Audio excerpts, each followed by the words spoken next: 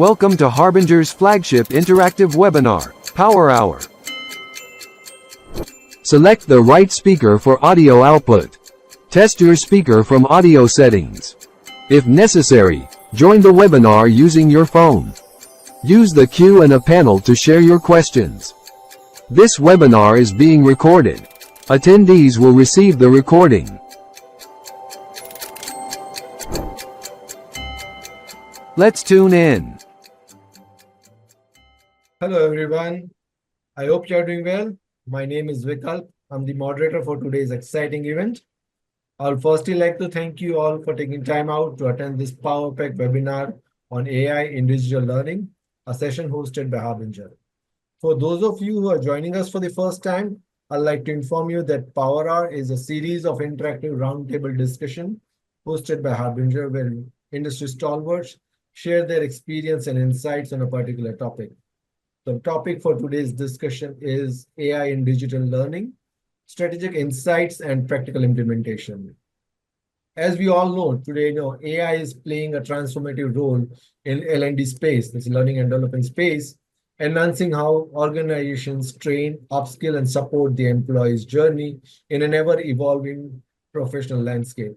Some of the key roles that AI has been a part of are personalized learning path, content creation and curation, intelligent tutoring systems, skill gap analysis and workforce planning, assessment and feedback automation, learning analytics and predictive insights, adaptive learning platforms, and a few but not limited to those roles. So, let us get into a discussion today and explore more about the topic.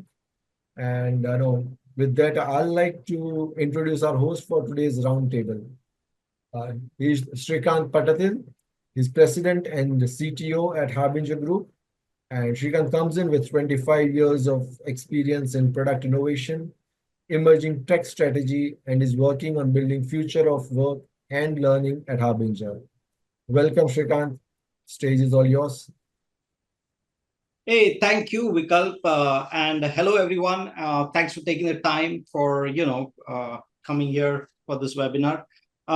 In today's session, like Vikalp mentioned, we'll talk about the role of AI in how the digital learning strategies is shaping up in future, and also we will like to share some practical examples as well. Some frameworks, some ways, tips and tricks of how you should be doing some of these things. Now, before I bring in the panelists and ask them, very pinpointed questions about, tell us how we should do everything. Let me give you a quick overview of what we are going to cover today, what's our game plan, and why we selected this particular theme. So the topic, as you all know, and also based on what we described, is quite broad. So obviously we cannot do justice in 1 hour and cover everything. But there are some points we would like to address today. And of course, as the discussion flows, there may be more things that we talk about. But first and foremost, how AI is helping creation of digital learning content at scale. Secondly, are there any new tools, frameworks, best practices, approaches out there when we are working alongside and using AI to create content and build learning experiences that we should be aware of? We were doing it differently earlier. There are new ways of doing it. We will also talk about, with the advent of AI, are there new learning experiences itself that we need to be aware of, and we should look forward to creating them and giving it to our learners. And finally, all of us as learning professionals, being part of this industry, how is it going to change for us? What are the things that we need to do to adapt to this technology or paradigm shift? So I think those will broadly be the areas that we'll try to touch upon. And of course, as we share more examples and thoughts, we can dive into other things as well.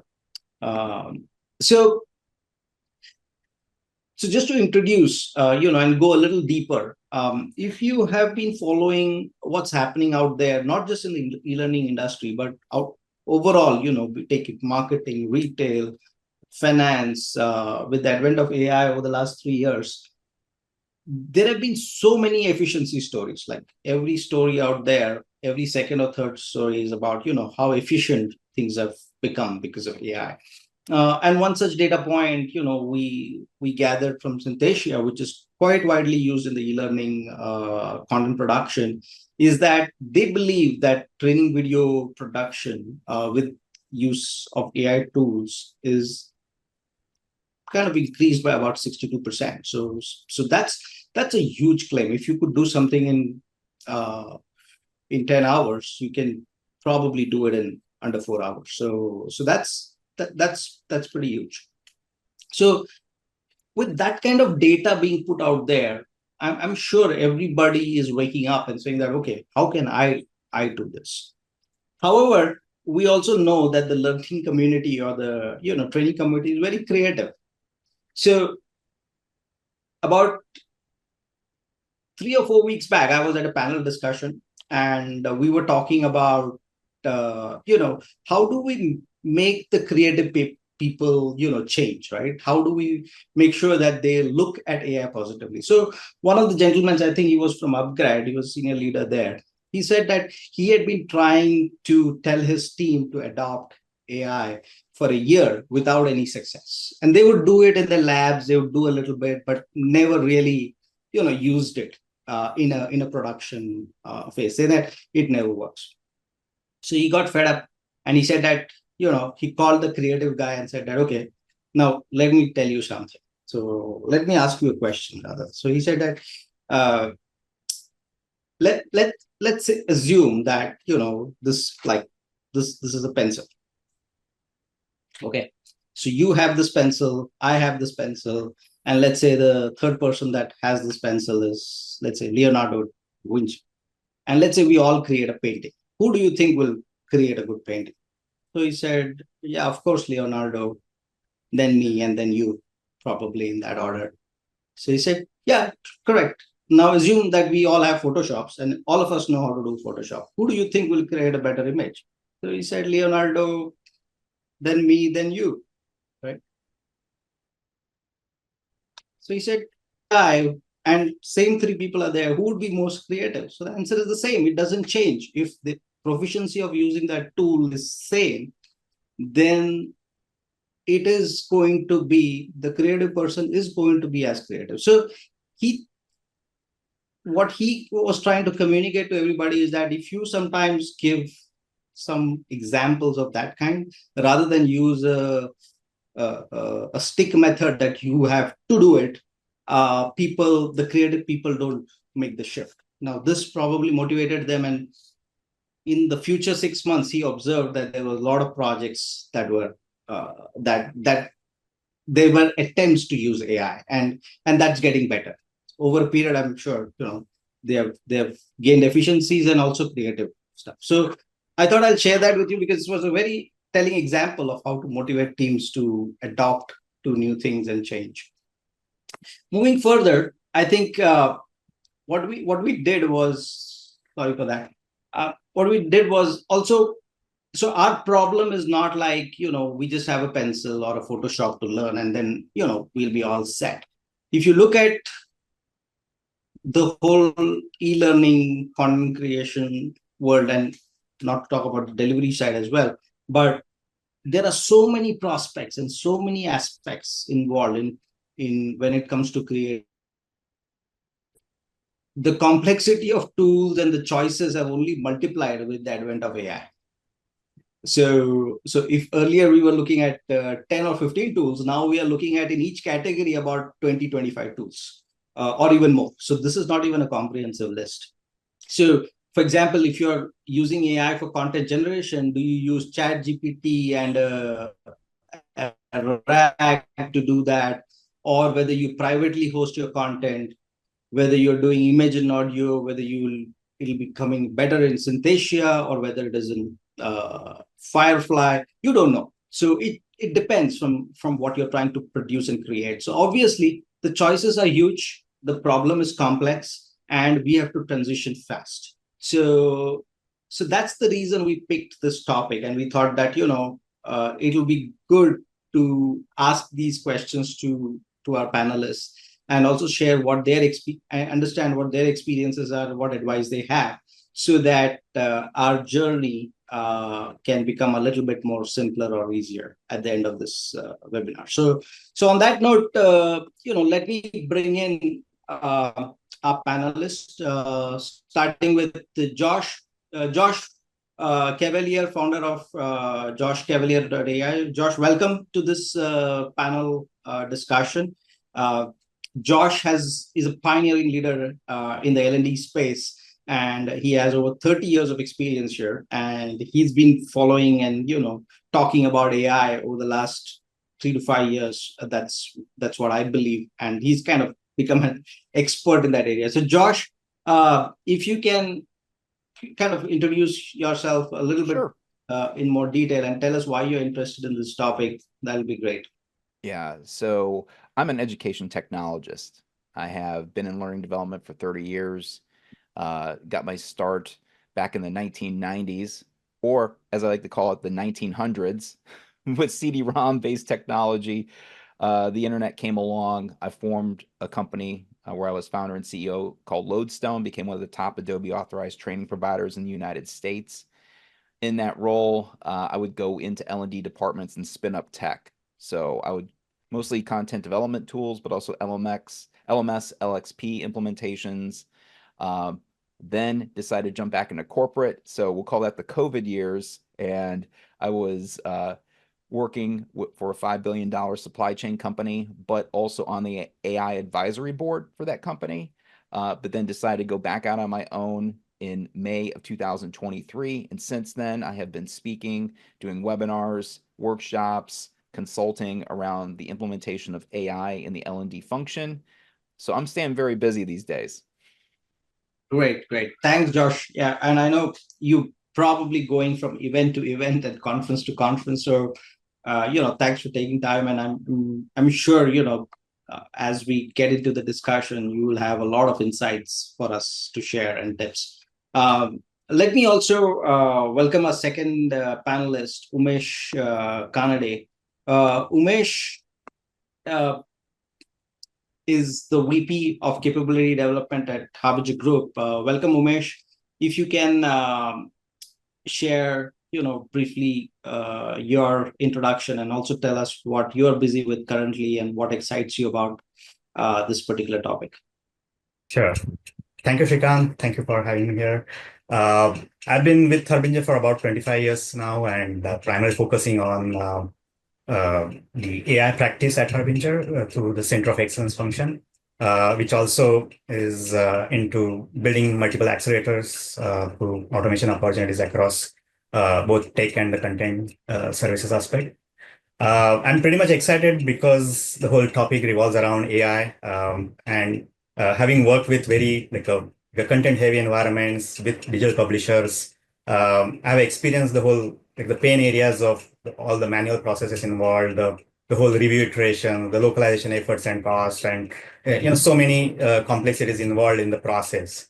And with AI, really seen that like a more game-changing experience, which it's not just only about the automation, but it sort of helps you adapt, reason and co-create that whole experience together with the kind of automation that we are seeing. And all this is not just limited to the content producers, but the way it's been consumed by the enterprises as well. We are really seeing the whole unleashing of that new level of creativity, new level of improved learning impact as well with this. So really all this excites me more, and looking forward to learn more from Josh as well as connect with audience here. Hey, thanks, Umesh. And yeah, we are looking forward to getting the technology tips of how to use AI in building content and also deploying it and so forth. So looking forward to, interesting examples from you as well as we go into the discussion. So, Josh, let me just dive into the topic and ask you the first question. Like you've said that you've seen the journey for last 30 years, right? From CD-ROMs to how content is being built today. So, I mean, question that many people have in our minds is, how is AI generated content different from traditional content that we are used to seeing for so many years? What's your thought there? Yeah, what's fascinating is how we are still locked into the current channels and methods of delivery of this training, whether it be on mobile or desktop, video, uh, click next or scrollable content. And it's fascinating to see the collapse of a lot of workflows and processes into tools at scale. For instance, some of the common tools that are being used today, we're beginning to see elements of what essentially would have been a full day video shoot be incorporated into these development platforms, to where the tool could call out to a platform like Synthesia or Colossian or HeyGen and automatically bring in a video based upon the content that you uploaded. We've never had that capability before. So there's this start, and it is the start of the collapse of the amount of time that is required to create content that will allow you to propagate out, not just, speed of one course, but be able to go ahead and support, especially if you have a multinational company, multiple languages, targeting specific roles, and getting that information out at scale. We're starting to see the beginning of it. Right. So one of the key things that you mentioned was, the assembly of that within the tools, and then as you're building it, you can bring in a video very very, very quickly. Now, are you seeing like tools that enable it today? Like, are there any examples of still people creating Sure. these tools, and we'll have to wait for them to? Yeah, if it's fascinating, because if you look at some of the content creation tools that are popular in the marketplace, you think of Articulate, you think of Adobe, even Synthesia, or 7Taps, which I particularly love for mobile. Mhm. We are beginning to see evidence of models that are being used in the background to create text, to create images, and now even create video. And so it's kind of funny to see how these relationships are forming between what are established tools and then new tools coming on the marketplace that are trying to flip the script and keep you in there to create content. So one of the other interesting things that are happening, if you look to the LMS vendors that are actually creating tools to keep you into that platform so that you're creating content directly into the learning management system. So for learning leaders that are trying to go out and determine how to best address their problems in regards to performance, it is incredibly difficult to create a rubric and determine exactly which tools are going to meet that need, because it keeps changing every single week. You have these developments around generative AI, and you have the collapse of a lot of this content creation processes. So one week you may be making a correct decision in regards to the reality of the problem that you're trying to address, but then the next week everything changes, workflows change, and you may be looking a different direction for a different tool to solve that same problem. Yeah, I mean, one point that you mentioned there, we are definitely seeing LMS is creating authoring so that people stay in that same environment and they use the context of what the learning path is and so forth. So yeah, definitely, this builds a lot of capabilities for the vendors as well as also for the users. So thanks for sharing that perspective. Let me bring Umesh in here. Umesh, uh, you on the technology side, actually building some of these platforms, and Specifically, some of the challenges that I understand you're dealing with is how to build content or large volumes of content at scale. So if you can share anything from your recent experiences as to how one would go about building volumes of courses in the near future, what should be their approach? Certainly.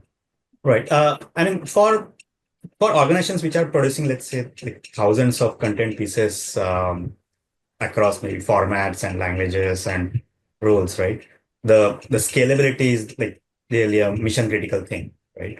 And what Josh talked about, like there are the traditional ways of L&D, there has been workflows, and like the IDs will conceptualize it, do the scripting around things, the whole storyboard review stuff, and iterations around that. And graphic, the creativity still need to wait till all those things gets developed, right? So simply, I mean, it doesn't scale, linearly with even all these growing demands that the organization has, right?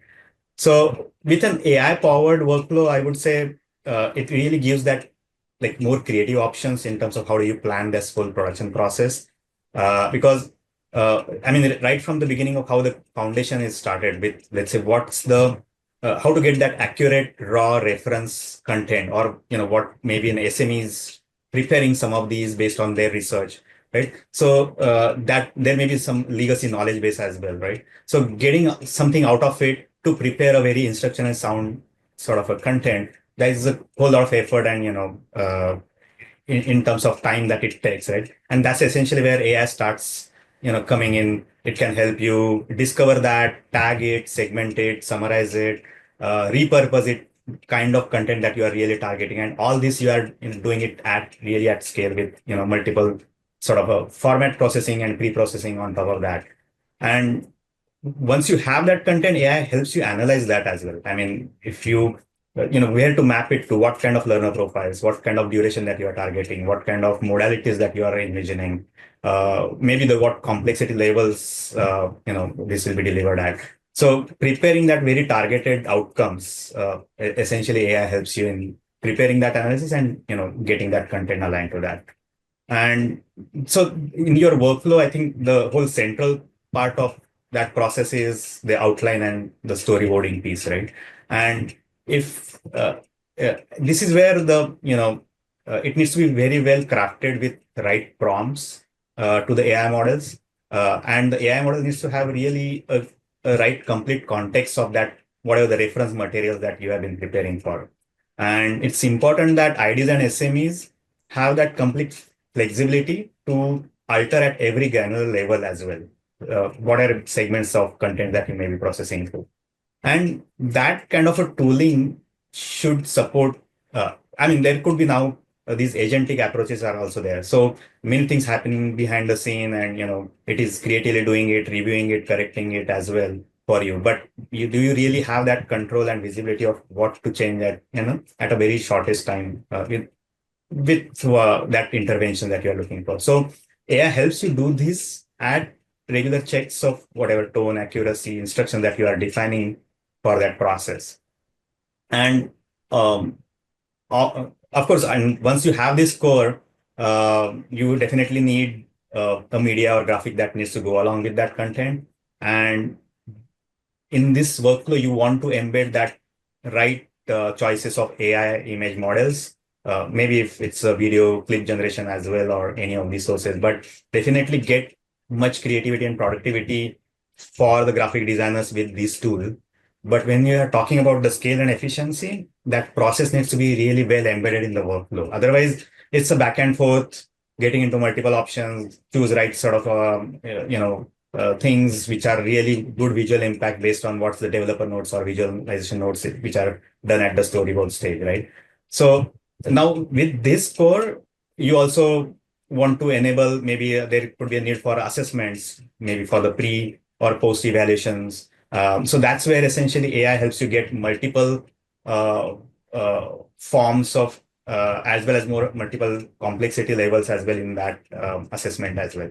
And again, model needs to have a complete context of what reference or storyboard content that we have produced, and really ensure the the evaluation parameters that are reflected at every question and answer that is being produced in the assessment, right? And as we said, the scale typically requires when there is a global audience. So you definitely need to be translated and localize this content. And that sort of a thing you can really accelerate with AI models, which it's because the whole context gives real good accuracy for the whole translations in the AI. And here, of course, good optimization by leveraging maybe a human translations that are done in past or like a translation memory thing, and even the agentic approaches gives really a very reliable quality outcome for the translation, and of course the saving and the cost as well. And I think Josh, you mentioned about how LMSs are coming, some of these tools embedded into it. And there are individual tools for these workflow stages, but there are very limited or maybe not much single tool or platform that sort of helps you give entire formation of a workflow with all these context management and connected things. And of course, you definitely need some of these integrations. But at Harbinger, we have been using our own platform called iContent. Maybe I can just bring some quick glimpse of it that can just help you really visualize it as well. Hope my screen is visible. What you're seeing is like a multiple stages of workflows which are configurable. You can, just do the storyboard or just do assessment or just do translations based on the settings for the organizations. You can have core settings for which models, like maybe open ones, like public ones, or maybe your private one models to be configured. You can define in terms of what kind of knowledge and context you want to probably start with. And then at every stages, you have multiple outputs that are generated based on where you can interact with prompt-based interactions. You can have system prompts visualized. You may have versions. You may have export capabilities, and so many things that can actually help you get that whole end-to-end workflow working as well. So I just thought of giving you a glimpse of that tooling aspect. But what we have seen is really like a sort of cutting down on the timelines by at least 30 to 50% with the consistent quality and even good versioning across geographies with this. So that's essentially I'm seeing a whole lot of Yeah, Vish, you covered a lot of things. And I think that's quite. And of course, when you're talking about doing thousands courses or 5,000 courses, there's a lot for you to lot of tools that you will need to use behind the scenes, and there is a framework that you would have to build to be able to be efficient across that whole process. Even when you're using AI, there's a lot of back and forth that's needed. Do you have an example for the audience saying that, okay, this kind of courseware we produced, this kind of output was possible through this framework that you just shared? All right. Yeah, certainly. I mean, maybe I'll refer a couple of recent work examples that we engage with from our customers. I think the first one is for a digital publisher, which was in a learning training, a leadership training sort of domain. And they were looking for developing interactive training modules, especially which are for managers, like referring their legacy content which was in PDFs. So we sort of leverage the iContent platform where we could build the whole knowledge context by importing those PDFs, defining the overall what quality instructions and guidelines that we want to have throughout this course, and like what kind of audience and what kind of tone and accuracy. Those aspects sort of got set up in the tool, and then got into the full process of creating outlines and storyboard and graphical assets and so on. So there were multiple sort of choices that, okay, whether you want to just use the characters or you want to use some specific visualizations or only for the icons. And based on that, manual interventions were there to, aggregate and assemble that graphical elements and then put it into an authoring environment like storyline and then publish into the final forms. But essentially, the whole cycle time got reduced by 40 to 60%. In some cases, it was more having ability to generate and deploy in hours and not weeks, right? And another example probably I can cite is the translation, because that's where we saw a major gain in cost saving as well. And that's like a manufacturing company who was having multiple SOPs. They're targeting about 12 plus languages. So before AI, they were going after the local translation vendors with an average turnaround of 2 to 3 weeks per document they were taking. And with this AI approach, specifically the translation workflow, we could see a big improvement with an agentic approach, which was even criticizing the quality at every iteration. We got about 90 to 95% accuracy for the localization of language, as well as about 40% cost reduction with the tool. So those were definitely the recent ones. Yeah, thanks, UK, for sharing that. I think that examples kind of help in what context you should use. Now, let me bring Josh, and I think Josh, you interact with quite a few learning professionals, at variety of levels. And I believe, they're all building certain kind of capabilities. They're looking to change. What are the skills, if somebody is just starting there and they're looking for going on to this AI journey, what do you think that they have to now look forward to or develop if they have to be successful going forward? There needs to be emphasis on understanding how these models work at their core, and understand the risks and how to mitigate the risks when using these models. Also, being able to evaluate their own workflows at the atomic level, and where do these models fit into that workflow, and how, once you have that understanding, you then can be able to go ahead and create pipelines to expedite the content creation process. I know that I was just taking a look at a new pipeline that somebody showed me, to where they're able to leverage a model, create a multi-branching scenario script, take the script, the description of what's happening, create an image. From that image, go to another tool to create a video that then is brought back into a completely new interaction framework. And it's all done with automations and AI. Now, this is not on the marketplace, but these are the type of experiments that are going on. And the only way that you can execute or do this properly is, one, you have to know your craft. Like, you have to really come from an area of expertise to understand what problem you're trying to solve.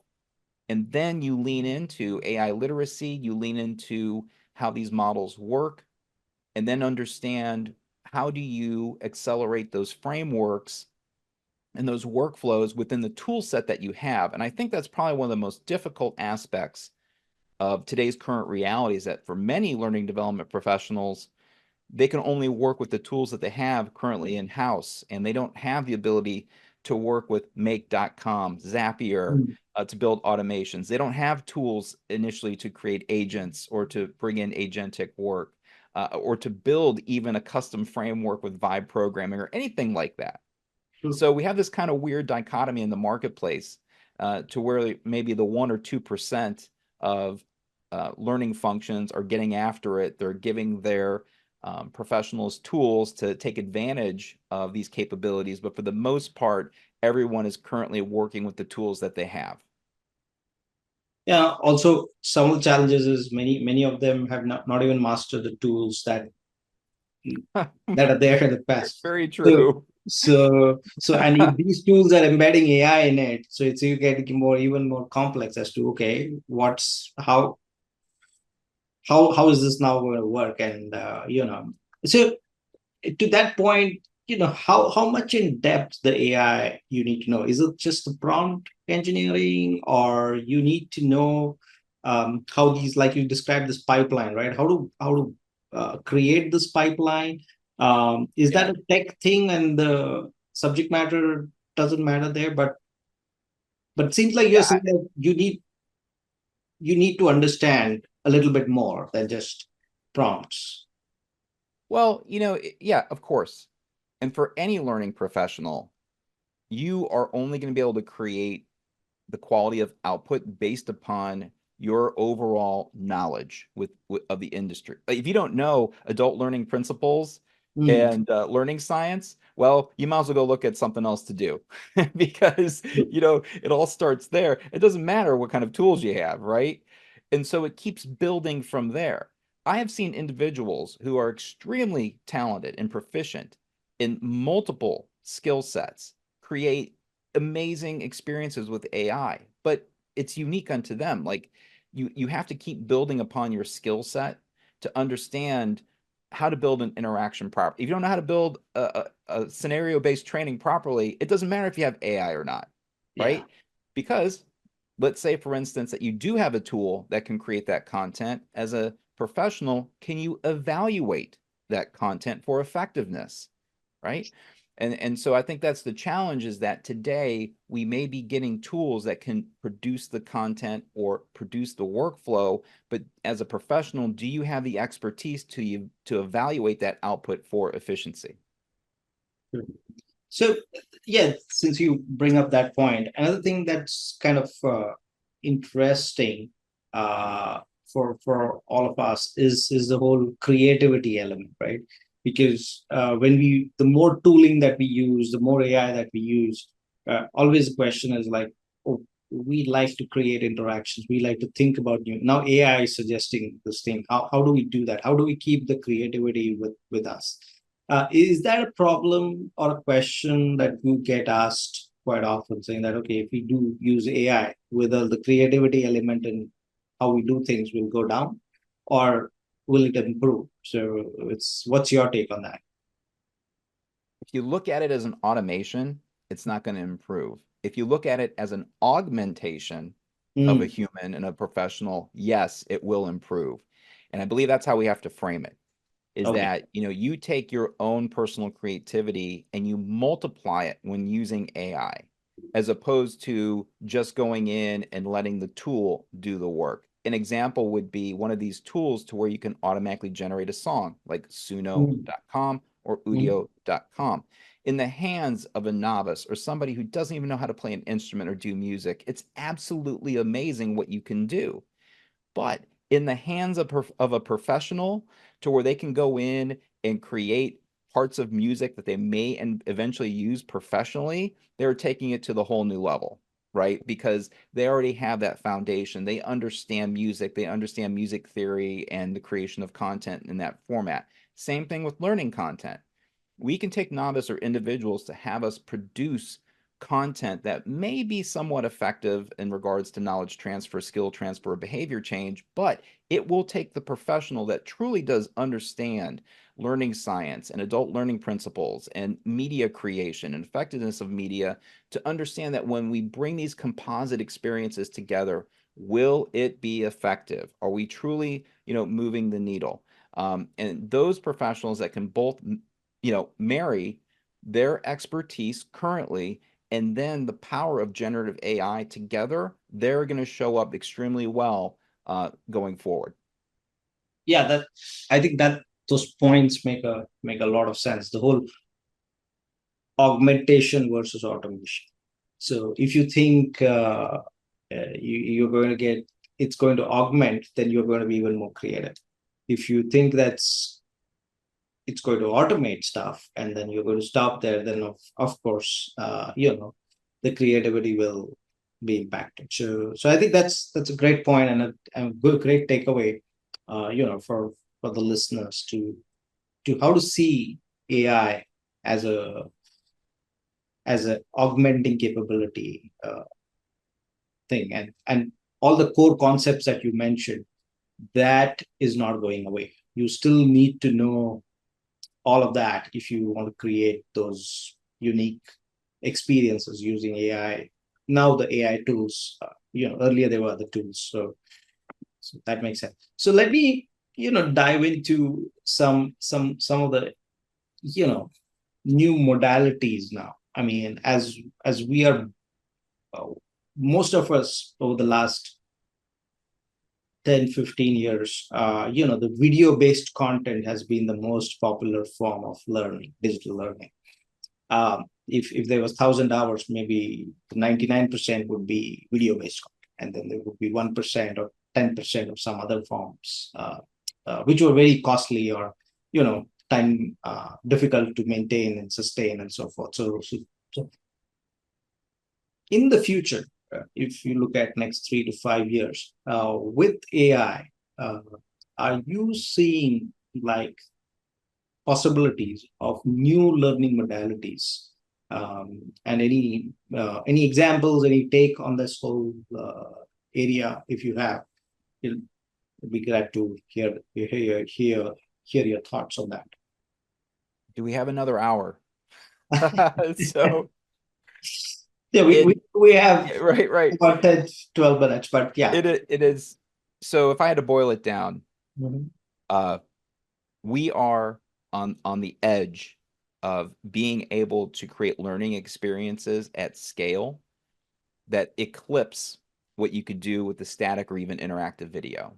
And we're talking about, and I believe the way that we're going to see it, and we do see it today, is bidirectional text-based interactions with a Socratic, intelligent entity that can really challenge us and to push us in thinking.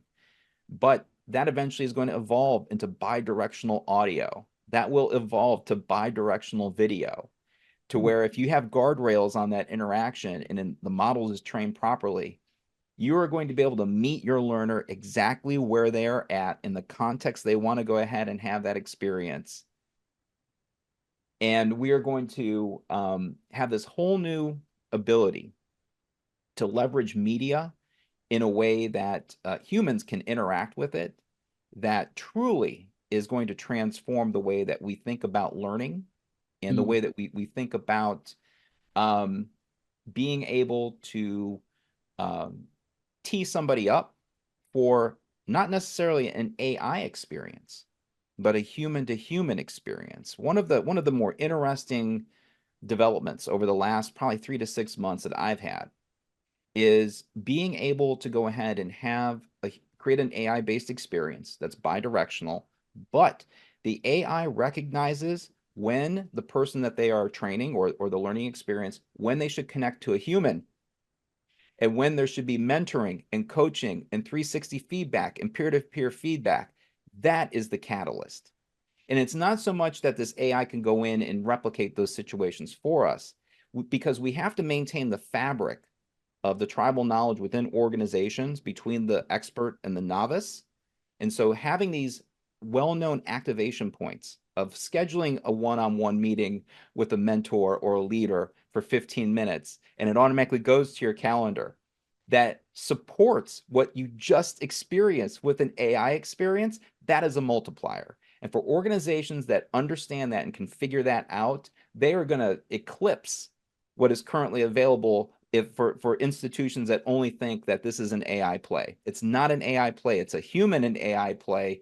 And it should be interesting to see who actually takes advantage of that. Yeah, that's an interesting take in terms of the bi-directional part that you mentioned. So just to kind of go a little deeper there,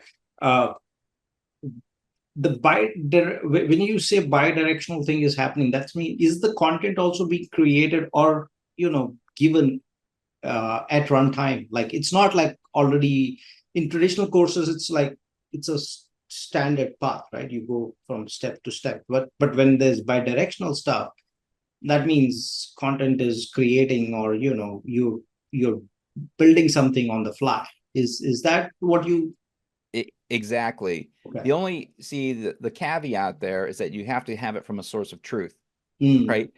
And that's the problem, is that we have at times variances in regards to SME interviews or actually intelligence that's happening on the front line with the business, and how does that translate to human performance? Like there's a lot of things that need to be worked out before that reality I just described becomes like available, right? But I believe the foundations are being set to where you can go ahead and get sources of truth, whether it be a standard operating procedure or a sales sheet, whatever the case may be.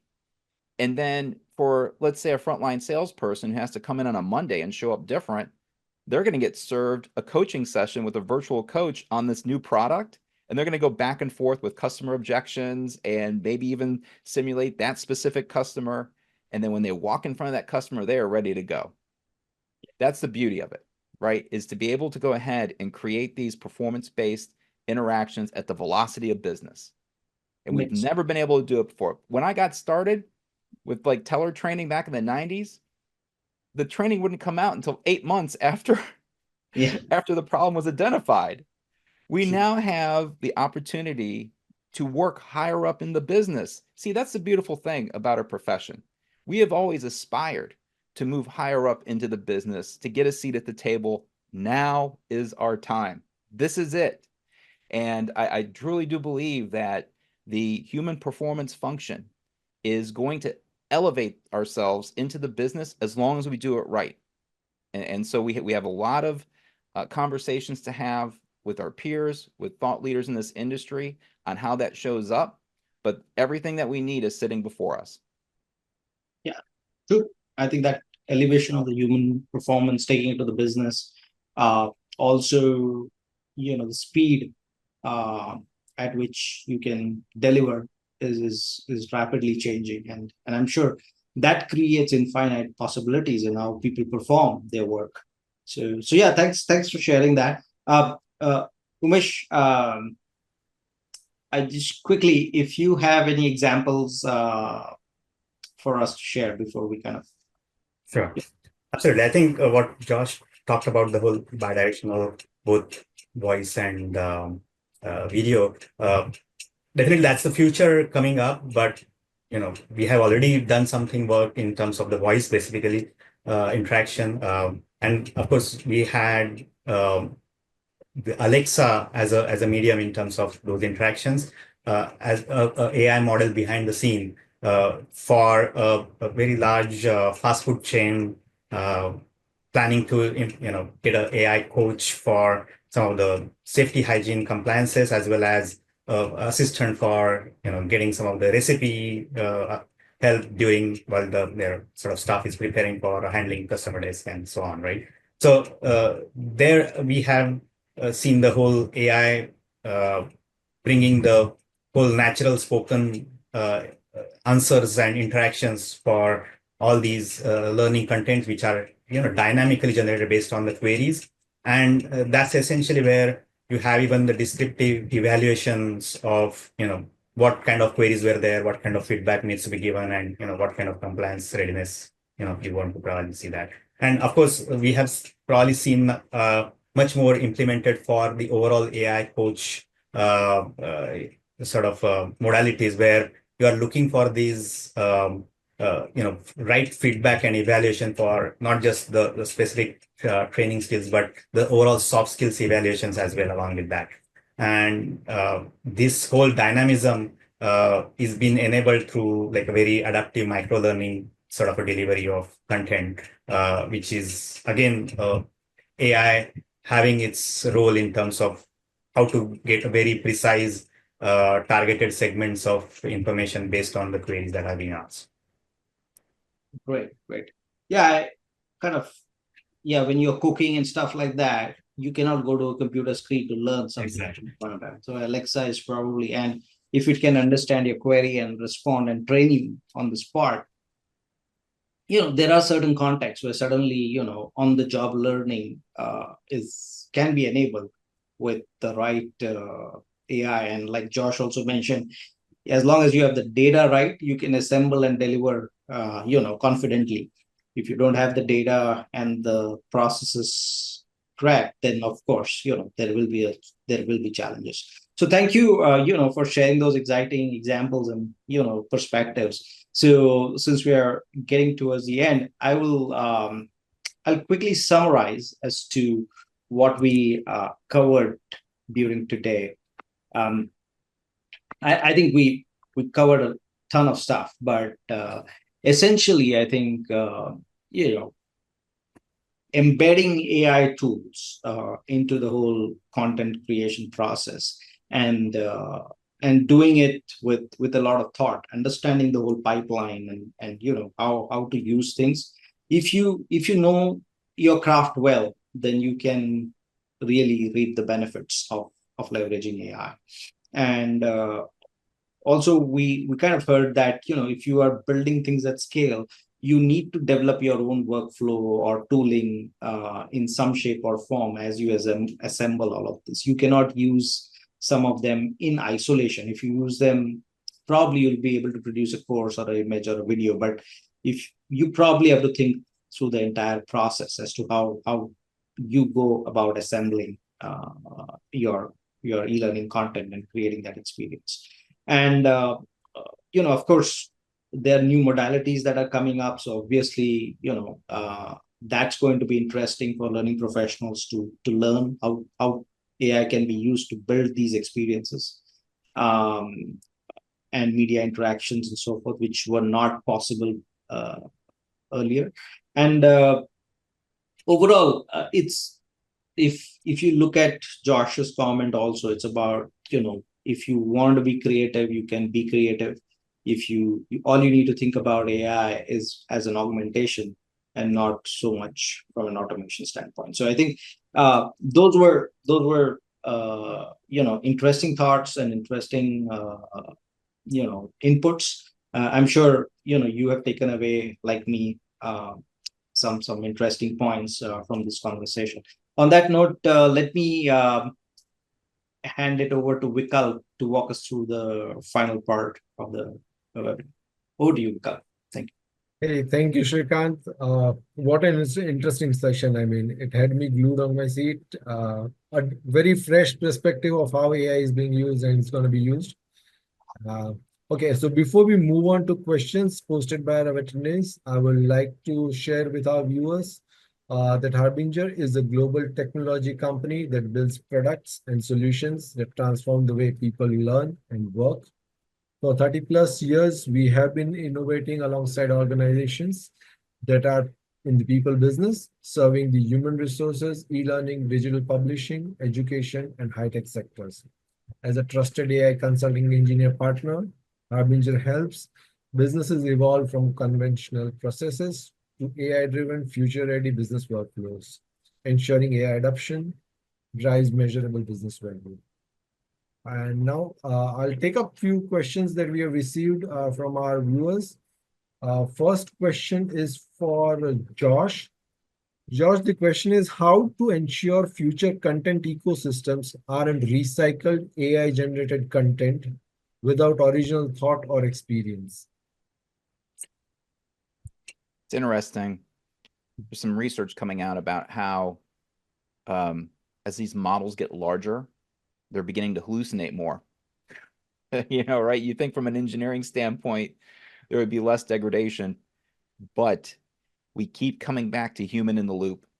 And I saw another question about expertise and like the degradation of skills because we are assigning AI specific tasks. Again, I keep going back to augmentation. Whether you are training a model, you must keep human in the loop. Same thing with any kind of role, because here the difficulty is that in the marketplace, you're going to have companies that will treat humans like an on-off switch. Hey, one day it's human, the next day it's AI, it's an agent doing the work. That is incorrect. It's a fluid relationship, and you have to treat it as such because, well, I'm a Gen Xer, and I've seen more technology fail than succeed. And so when that technology fails, do you have a human to pick up the pieces? Because I'm telling you right now, it's going to be years before we can have self-healing agents do that type of work. And even then, what is the fallback on human? The pendulum's going to swing back and forth, but I keep coming back to this being in this or through the lens of augmentation and not automation. Fair enough. Thank you, Josh. Umesh, the next question is for you. Do you have everything incorporated in this one tool? Storyboarding, e-learning, development, everything. I believe that's when you were showing the high content window. Yeah, absolutely. I mean, the unified tool definitely gives that advantage in terms of how do you really get that whole end-to-end perspective throughout your context is maintained. You have comparable outputs. The key thing is not a single tool can give you all the abilities and capabilities in one place, right? Do you have a real flexibility of making choices for the models that you want to use, the kind of tools or services that you want to use? Maybe it's a avatar service from Synthesia, or it may be an image generation from Leonardo, or many other sort of choices that you should be able to make it within the single sort of a platform. That gives the whole flexibility in terms of while making choices, comparing those outputs and deciding, what is working best for your specific needs, right? And often the adoption of the technology actually hits that roadblock because the tools are so rigid and the way they are built for that specific context, or maybe it's an extension to the LMS or LCMS or current authoring environment and so on, that completely limits that whole sort of the building process experience, right? And that's why I think what you need is more like a pluggable sort of a platform. Fair enough. Josh, I have one more question for you. The user says, can you speak a bit more about the impending expertise cliff in the face of AI use? They've been hearing a lot of industries where we all have experts in field utilizing AI right now to yield amazing results. And it's not still precise, and they want to know about the expertise cliff. Yeah. Yeah. So I mentioned skill degradation. There's a great book out there called The Skill Code by Matt Bean, who went in and explored the relationship between humans and machines against the backdrop of using robots for surgery. Again, there's this inherent issue about the relationship of experts and novices and the degradation when those individuals are using AI independently. Everyone shows up great, right? And doing these tasks, especially difficult tasks. Experts, they look like superhuman workers. Novices can increase their productivity by 35 to 40%, but we go back to that human to human connection. And again, to make sure that there is continuity of skills, or at least skills that are required for a business to run properly, that relationship between human and machines are going to go back and forth. It is fluid, and you have to treat it like that. And so what does it mean when there's a new college grad that's coming into an environment and half those tasks are done by a machine? What if that fails? How is that individual trained? Like, they may have all of this training that they may not use immediately, or they have to keep up to date. And then they have to use performance support to actually do that task because the system fails. Like, this is going to be a new way of working. There's not any easy answers, but the one thing I keep coming back to is maintaining that human in the loop, keeping augmentation and not automation, and building support mechanisms through that to where, hey, maybe 364 days out of the year, AI is working great. What happens that one day? What happens when the power goes out? What happens if there's no power in Spain? What do you do? Right? So what's your plan B?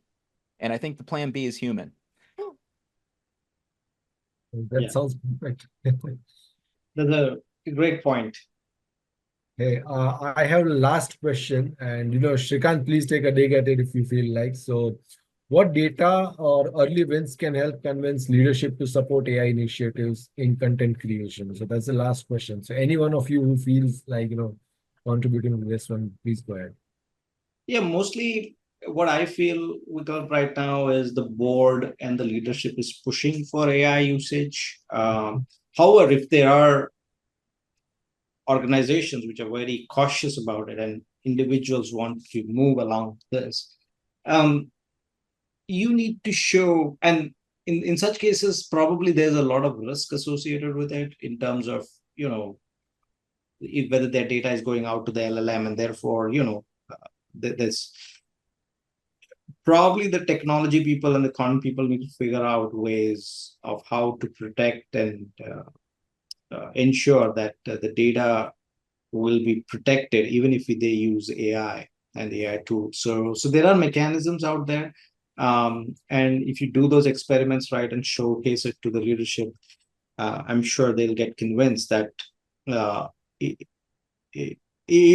one analogy I can give is earlier cloud companies, right? When was becoming popular, many people would say that we will never put anything on Amazon and Azure.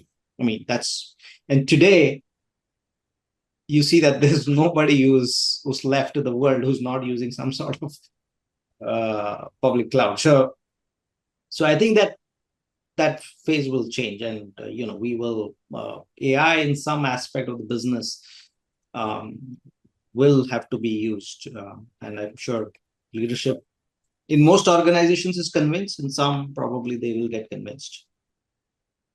Yeah, adaptation barriers we call it, right? Yeah. All right. Well, thank you, panelists, for answering the questions. For all unanswered questions, we will be emailing you the responses. And you're welcome to connect with our panelists directly via LinkedIn. We have shared the LinkedIn profile links right now on the chat windows. With that, I once again thank Shrikant, Josh, and Umesh for a wonderful discussion. And I'm sure we are all going back with some good food for thought today. I would also like to thank our viewers for joining this session through Zoom, and you have been an amazing audience. Thank you very much. Have a great day, everybody. Take care.